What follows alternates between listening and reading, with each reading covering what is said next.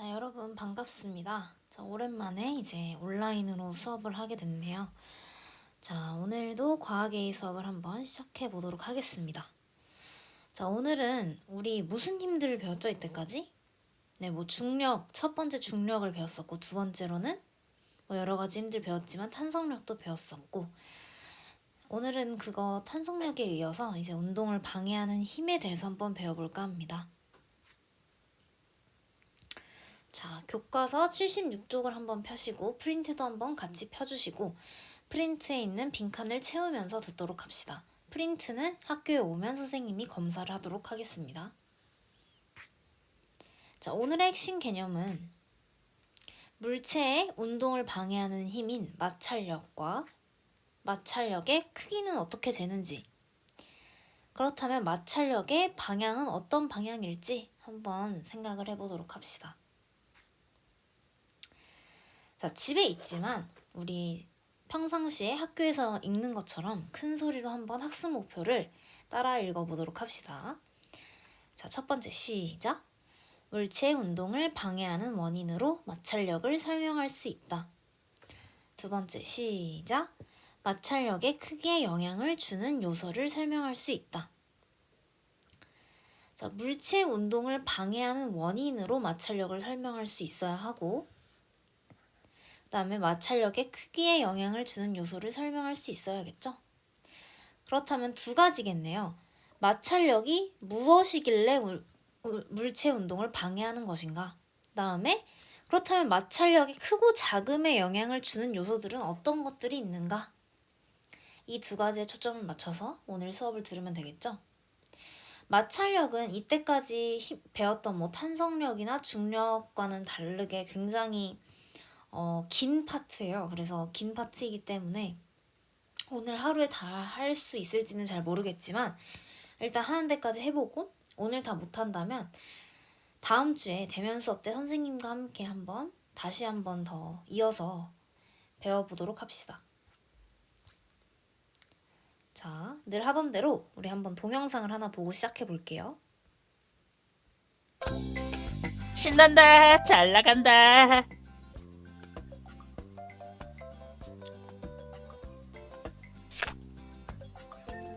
멈추네.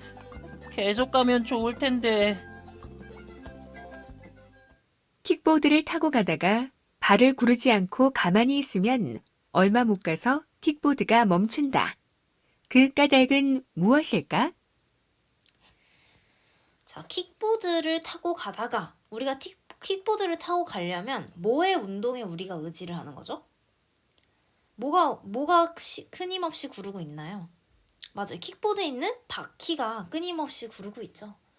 우리가 킥보드를 타고 간다는 말의 의미는 바퀴가 구르는 힘에 우리가 의존을 하는 것과 비슷한 의미겠죠. 그죠? 근데 이 힘이, 즉 이 운동이 유지가 되는 것이 아니라 우리가 발을 따로 구르지 않으면, 즉 힘을 계속 제공하지 않으면 얼마 못 가서 킥보드에 있는 바퀴가 멈춰버립니다. 그 이유가 무엇일까요? 다들 머릿속으로 생각해보고 있나요? 자, 우리가 평상시라면 이제 발표를 하고 스탬프를 찍을 텐데 그러지 못해서 아쉽네요. 네, 그 까닭은 발을 구르지 않고 가만히 있으면 킥보드와 도로 사이에 킥보드의 운동을 방해하는 힘이 마찰력이 작용하기 때문이다. 자, 지금 이 친구가 이 빨간색 지금 선생님이 쓰는 이 방향으로 움직이고 있죠, 킥보드가.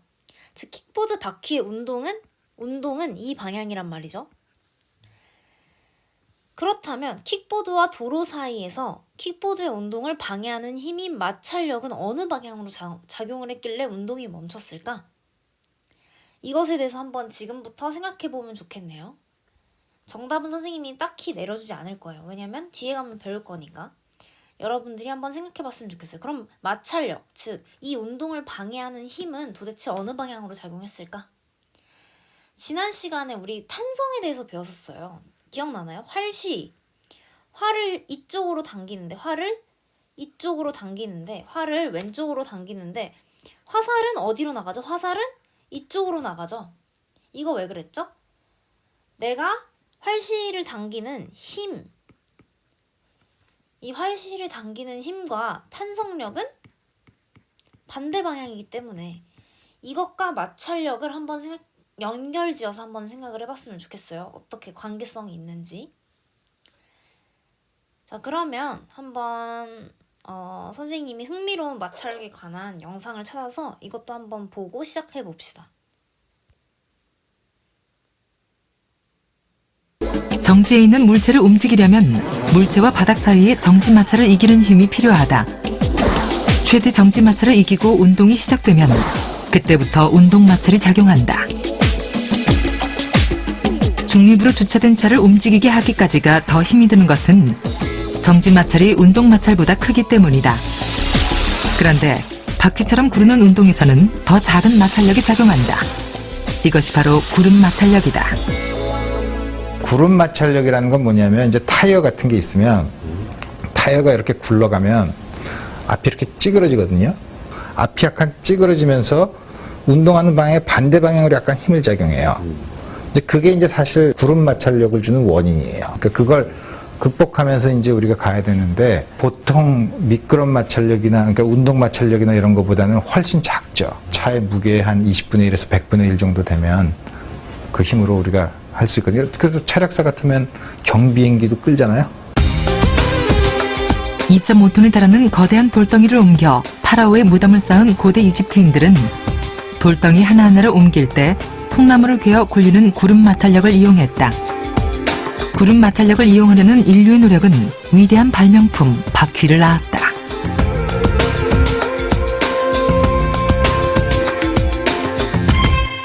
그러니까 인류의 가장 큰 발명이 바퀴예요.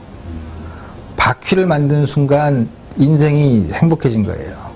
그 바퀴라는 게 이집트의 피라미드에서도 밑에다 통나무를 넣어서 굴렸지만 바퀴를 만드는 순간 미끄럼 마찰력이 구름 마찰력으로 바뀐 거예요.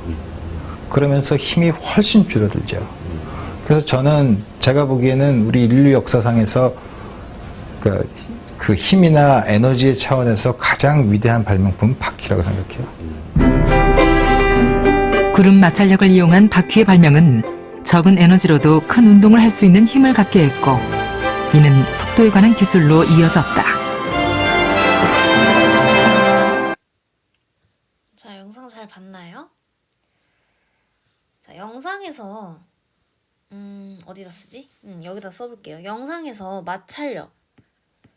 마찰에 무슨 뭐 구름이네, 뭐 구름 마찰력이네, 뭐 미끄럼 마찰력이네 이런 말이 나왔는데 사실 이런 건 하나도 안 중요해요.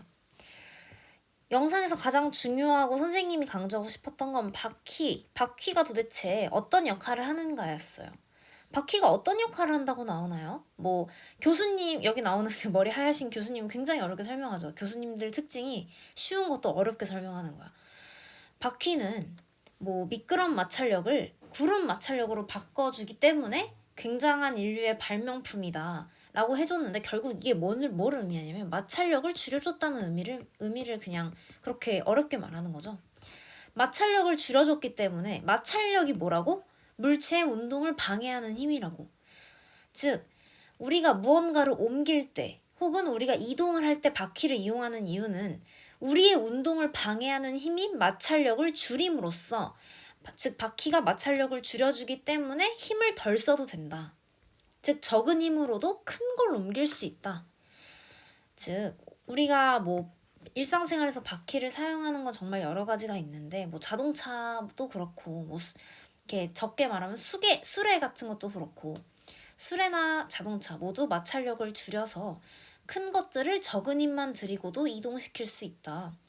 왜냐하면 가만히 정지해 있는 애들은 미끄럼 마찰력이 작용을 하기 때문에 너무 마찰력이 크기 때문에 옮기가 힘든데 바퀴처럼 회전하는 물체의 마찰력이 훨씬 적다. 그래서 그런 현상을 이용해서 마찰력을 줄여줬다라고 지금 정리를 할 수 있는 거죠. 우리는 뭐 구름이고 미끄럼이고 다 잊어버립시다. 바퀴는 뭐다? 마찰력을 줄여준다. 그래서 물체의 운동을 방해하는 힘을 줄여줬다. 이것만 기억합시다. 자, 그러면 실험 이제 동영상을 보고 해보기 교과서 이제 몇 페이지? 이번 교과서 76페이지에 있는 탐구 활동에 대한 그런 실험 영상을 보고 한번 탐구 활동을 해봅시다. 이번 시간에는 여러 재질의 마찰력의 크기를 빗면의 기울기를 이용하여 비교해 보겠습니다.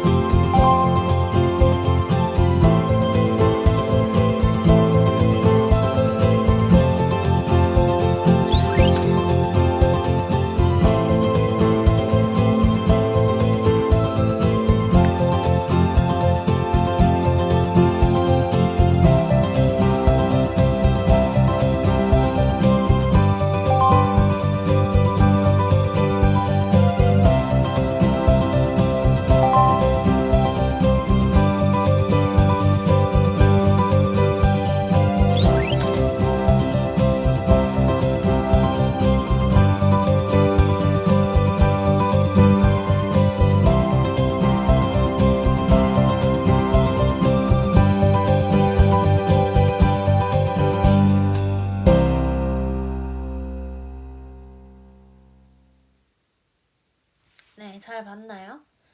선생님, 이 영상을 보면서 혹시 떠오르는 거 있나요, 여러분?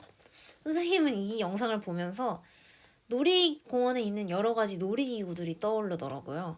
그러니까 예를 들면 뭐 캐리비안 베이 같은 데 가면은 왜 그 이렇게 발판 해가지고 이렇게 뚝 떨어진 발판에 이렇게 사람이 선생님 그림 못 그려가지고 미끄럼틀 중에 이렇게 발판에 이렇게 사람이 서 있다가 이 발판이 이렇게 없어지는 거야, 갑자기. 발판이 이렇게 사라지는 거죠. 그러면서 사람이 뚝 떨어지는 그런 놀이기구들은 경사가 얼마 정도 되나요? 선생님이 정확한 경사는 모르는데 거의 뭐 90도 정도 되는 것 같죠. 근데 이제 실내에 있는 유아용 미끄럼틀을 가보면 정말 경사가 막 거의 무슨 20도? 막 30도? 밖에 안 돼 보이는 그런 귀여운 미끄럼틀도 있죠. 실내에 가면은 뭐 그렇게 아동용, 여러분들은 이제 아동이 아니니까 이런 것도 타겠는데 이제 아동용 미끄럼틀의 경우에는 경사가 매우 낮죠. 이제 갑자기 그게 떠오르더라고요. 이렇게 기울이는 각도를 조절해서 이제 얼만큼 마찰력의 크기를 재보는 이런 활동들이 그런 걸 떠올리게 하더라고요. 뭐 딴 말이었고, 잠깐만 이거 어떻게? 네, 지우고 네, 자, 그러면 탐구 활동을 해봅시다. 자, 교과서 76페이지 펴시고, 학습지 펴시고, 이제 교과서에 있는 탐구 활동 밑에 이제 여러 가지 질문에 대한 답을 이제 선생님과 함께 달아볼 건데, 집에 혼자 있으니까 선생님과 같이 있을 때보다 오히려 더 잘 적고, 더 잘 생각해 봐야겠죠. 왜냐면 선생님이랑 같이 있을 때는 그래도 여러 친구들이 이렇게 대답을 해주고 하는데, 이제 여러분들은 집에 혼자 있으니까 꼭 잘 적어서 꼭꼭 씹어서 이해하도록 합시다. 알겠죠? 왜 이래? 그죠? 자.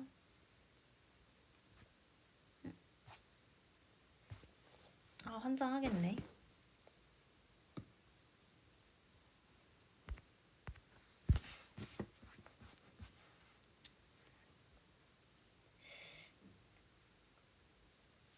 이게 어떻게 된 걸까요? 안 넘어가네요.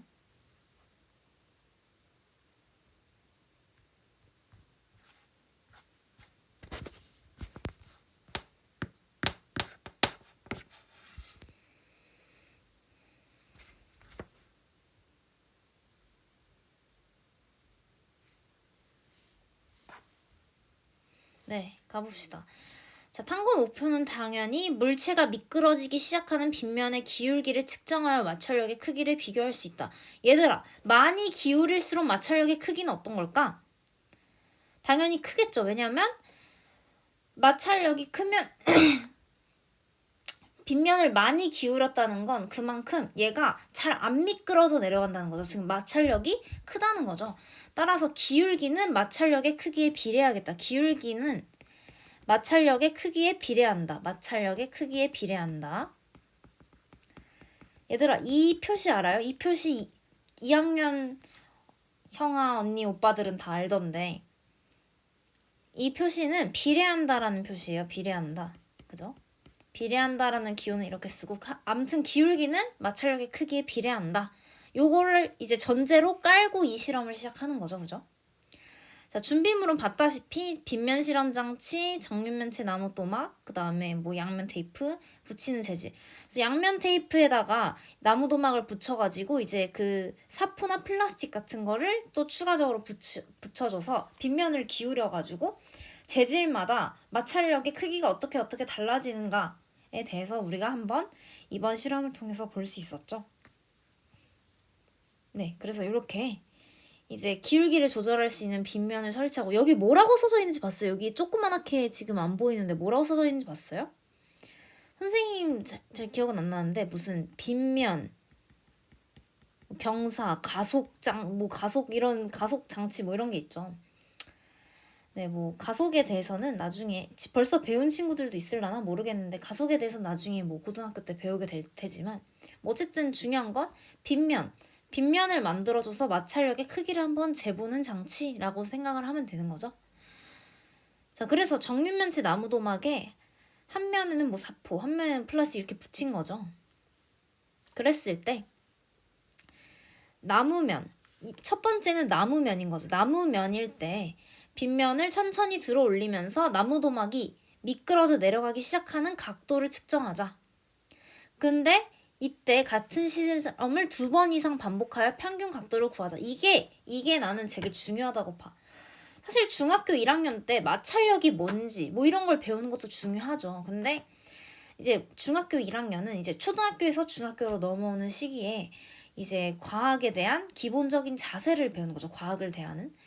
과학에서 한 번 재서 이게 과학이야, 이게 과학적 원리야 라고 주장하면 사람들은 그 사람을 과학자가 아니라 사기꾼이라고 할 거예요. 똑같은 실험을 여러 번 반복해서 평균 수치를 구하고 그렇게 이게 진실에 다가가려는 노력을 사람들이 과학이라고 쳐주는 거죠. 그래서 여러분들은 앞으로 실험을 할 때도 한 번은 틀렸어. 한 번 하고 이게 사실입니다. 이게 과학적 진실입니다. 라고 하는 태도는 이미 글러먹은 거야. 과학자적인 태도, 과학자라는 태도는 같은 실험을 여러 번을 해서 평균을 구하고 평균치를 구해서 이게 사실에 가깝습니다. 라고 표현을 하는 게 과학적인 어떤 태도이자 표현인 거죠. 그래서 앞으로 이제 뭐 실험을 여러분들이 중학교 때도 하게 되고 고등학교 때도 하게 되고 이제 여러분들에 따라서는 뭐 진로를 과학적으로 택하면 대학교 내내 그리고 어쩌면 평생 동안 이제 과학 실험을 하게 될 텐데 이러한 실험을 하게 될 때 항상 여러 번 해서 평균치를 구한 다음에 사람들한테 이게 과학적 진실에 가깝습니다. 이게 진실입니다가 아니라 가깝습니다 라고 표현을 해주길 바랍니다. 그게 과학적인 태도기도 하고요. 그래서 뭐 이게 말이 길어졌는데 어쨌든 나무 도막에 나무 면을 아래로 해서 빗면에 올려놓은 다음에 빗면을 천천히 들어 올리면서 나무 면의 마찰력을 한계를 재보는 거죠. 얘가 미끄러져 내려가면 마찰력보다 빗면을 내려가는 힘이 강한 거잖아요. 따라서 마찰력이 강하면 강할수록 그 각도를 이겨내겠죠. 그래서 그 각도를 측정해서 표에 기록해보자. 갑자기 글씨체가 달라졌는데 이게 무슨 일일까? 자, 사포와 플라스틱 면을 각각 아래로 하여 빗면에 올려놓고 과정 1을 반복하여 자, 사포. 두 번째는 사포면을 아래로 해서 이제 기울여 보는 거. 그 다음에는 플라스틱 면을 아래로 해서 기울여 보는 거죠. 예시로 표가 이렇게 있으면 여러분들 이런 실험 다 해보면 좋을 텐데 이제 우리가 생물의 다양성 단원에 가서 좀 날씨 따뜻해지면 정말 이제 식물로 하는 실험을 해볼 것을 약속을 하면서 이제 이런 건 좀 아쉽지만 이제 그냥 봅시다. 자, 나무로 했더니 이렇게 평균이 24도, 24.3도 정도 됐나 봐요. 그죠? 사포로 했더니 좀 커졌어. 40도. 플라스틱으로 했더니 플라스틱 미끌미끌하잖아요. 약간 마찰력이 적은 거죠. 17.3도 이렇게 됐나 봐요. 그럼 지금 각도는 지금 어느 게 제일 커? 사포일 때가 가장 크네. 사포일 때가 가장 크고 그 다음에는 나무, 그 다음엔 플라스틱. 사포는 거치니까 매우 거칠거칠하니까 이 각도가 아무리 가팔라져도 잘 견딘 거죠. 그래서 안 미끄러지고 있다가 40도가 돼서야 미끄러지기 시작한 거고 나무는 그래도 뭐 막 거칠진 않아도 플라스틱보다는 좀 거칠잖아요. 그래서 24.3도일 때 미끄러진 거고 그 다음에 플라스틱은 미끌미끌하니까 17도만 돼도 벌써 미끄러져 버리는 거죠. 그죠?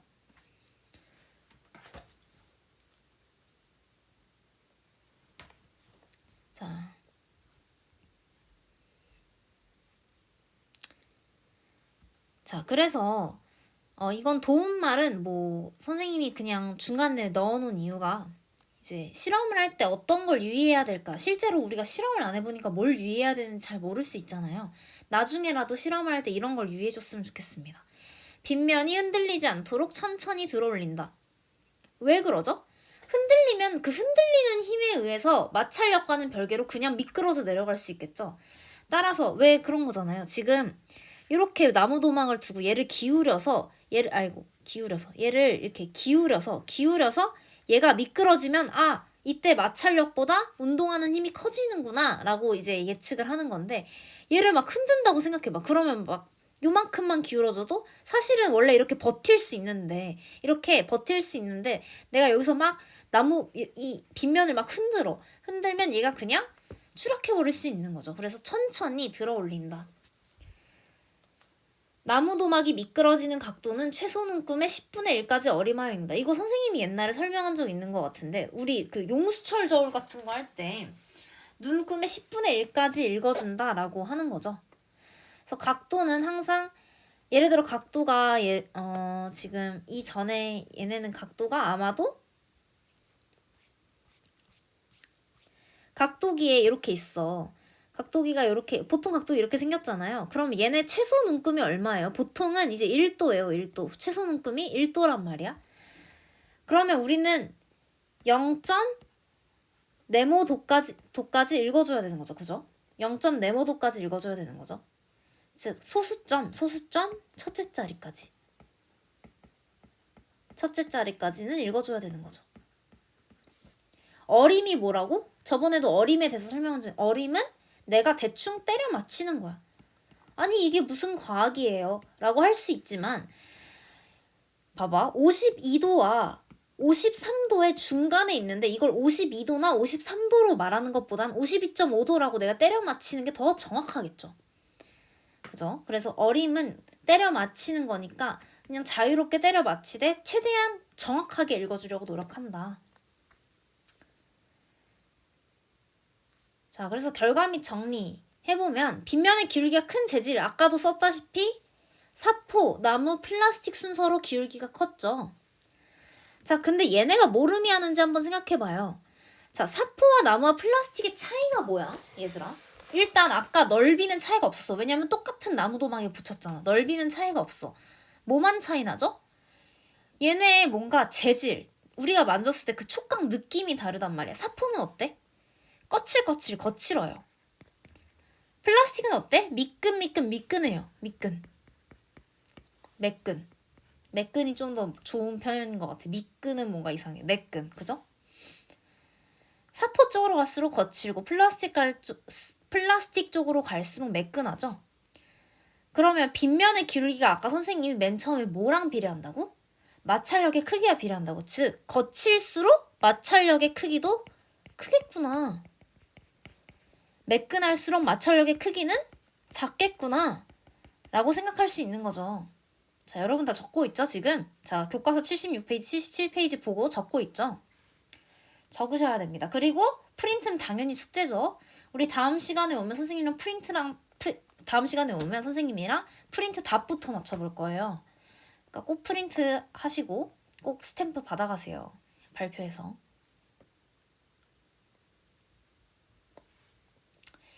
이제 여담으로 하는 말인데 선생님이 2학년 형 누나 오빠들은 8반이나 들어간다고 했잖아. 보니까 이제 특징들이 있어. 어떤 특징들이 있냐면 공부를 잘하는 뭐 형 누나 언니 오빠들도 있고, 그냥 우리 형 누나 언니 오빠 하기 귀찮으니까 형이라고 할게요. 왜냐면 우리 학교는 남자애들이 많으니까. 공부를 잘하는 형도 있고 뭐 과학을 못하는 형도 있지만 그거랑 별개로 입으로 뱉어보는 건 달라.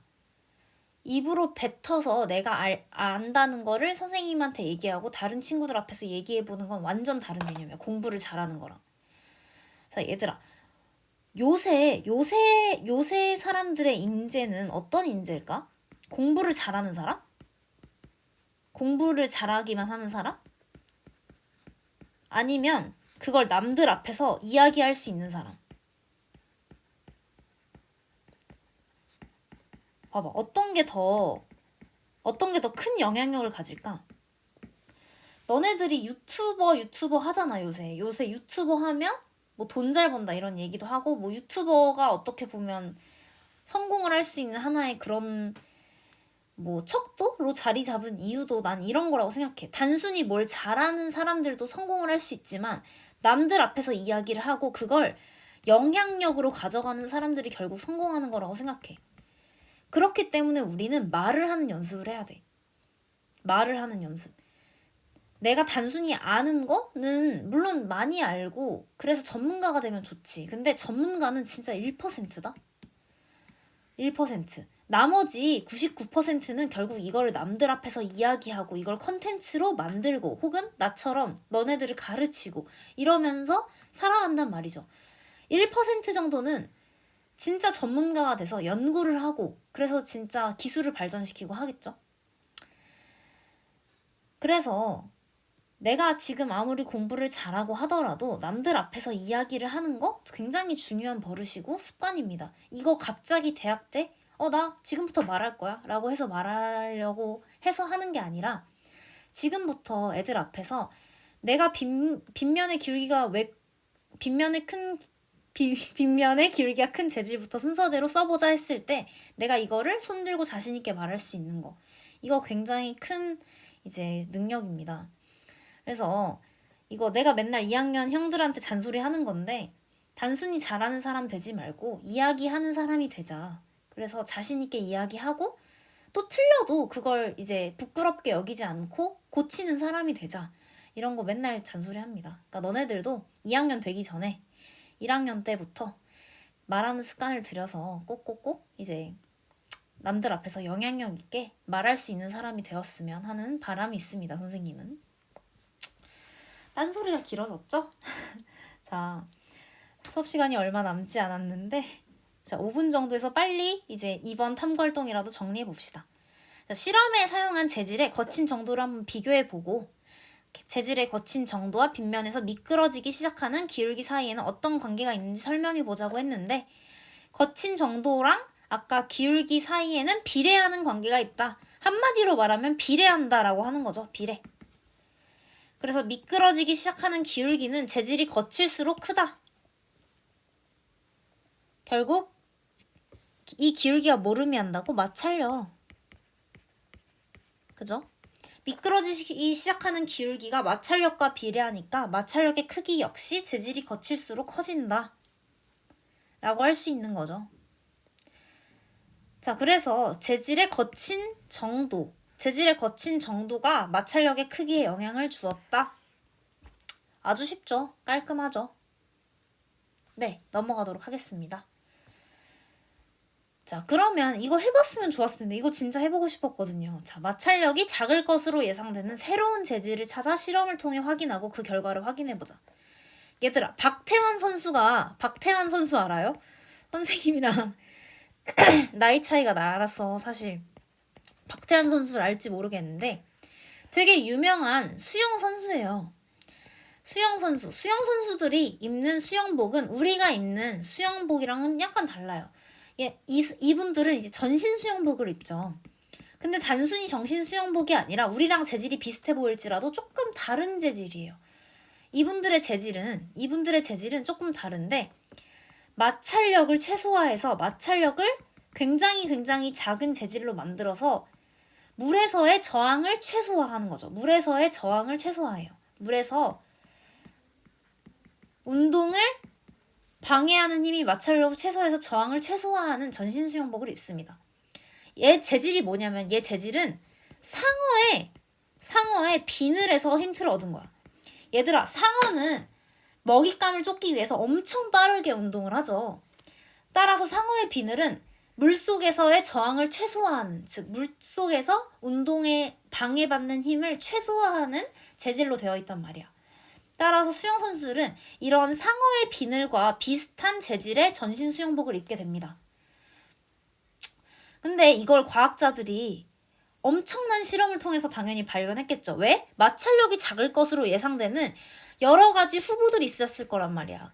그 후보들 중에 상어의 비늘을 찾아낸 거죠. 상어의 비늘을 찾아낸 거죠. 네, 그래서 우리 지금 뭐 이 한 걸음 더 실험이 교과서에 나와 있으니까 별거 아닌 실험처럼 보일지 몰라도 어떤 과학자들에겐 굉장히 평생을 바친 연구였을 수 있다는 거죠.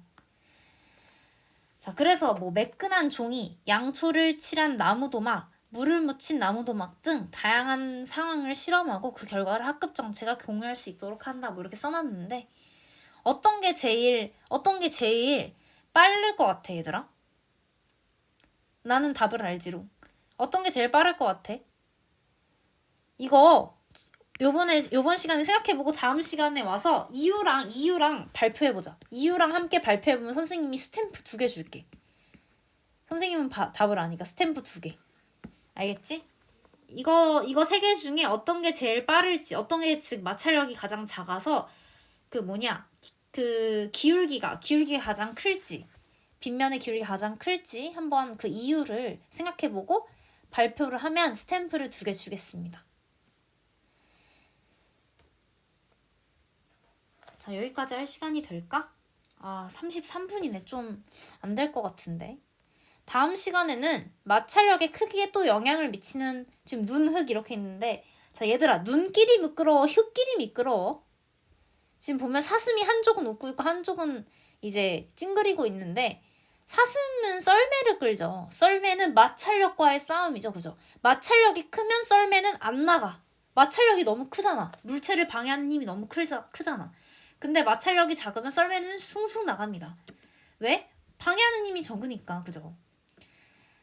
당연히 눈길이 미끄럽죠. 눈길이 미끄럽고 흙길은 거치니까 마찰력이 크겠죠.